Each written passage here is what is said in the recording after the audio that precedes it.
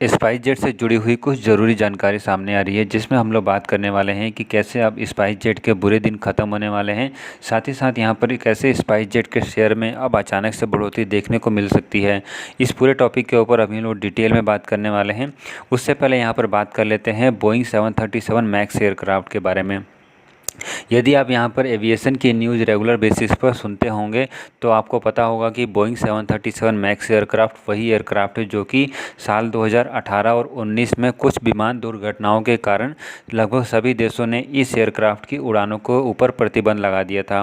और अमेरिका के federation aviation administration में इस विमान के ऊपर अभी तक केस चल रहा था।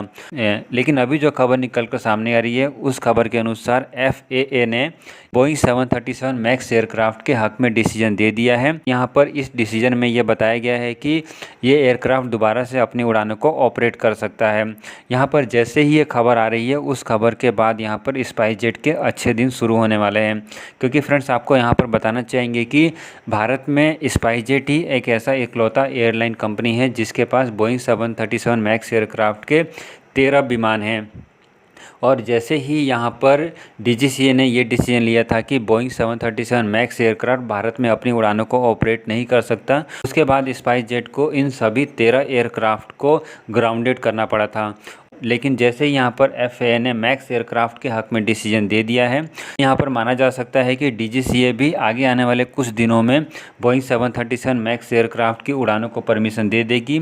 और स्पाइस जेट जो कि अभी तक अपने 13 एयरक्राफ्ट को ग्राउंडेड करी हुई थी, इन उड़ानों को ऑपरेट नहीं कर पा रही थी, तो अवश्य ही इन उड़ानों को ऑपरेट करना शुरू कर देगी। यहाँ पर आपको बताना चाहेंगे कि एयरलाइंस कंपनी को एक एयरक्राफ्ट काफ़ी महंगा पड़ता है और उस एयरक्राफ्ट को यदि ना उड़ाया जाए तो उसको मेंटेनेंस और रख रखाव का भी काफ़ी महंगा खर्च आता है, जिसको स्पाइस जेट को काफ़ी लंबे समय तक झेलना पड़ा है, जिस कारण से यहाँ पर स्पाइस जेट को काफ़ी नुकसान का सामना करना पड़ा है। और स्पाइस जेट के शेयर में भी काफ़ी गिरावट आई थी जैसे ही यहाँ पर बोइंग 737 मैक्स एयरक्राफ्ट को बैन किया गया था। लेकिन अब जैसे ही इस बैन को हटाया जा रहा है तो अब उम्मीद है कि स्पाइस जेट के शेयरों में भी अच्छी उछाल देखने को मिलेगी।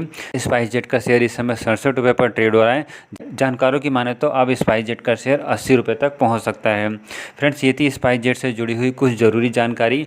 यहाँ पर अब आप मान सकते हैं कि स्पाइस जेट के बुरे दिन ख़त्म होने वाले हैं और बहुत ही जल्दी स्पाइस जेट के अच्छे दिन शुरू हो सकते हैं।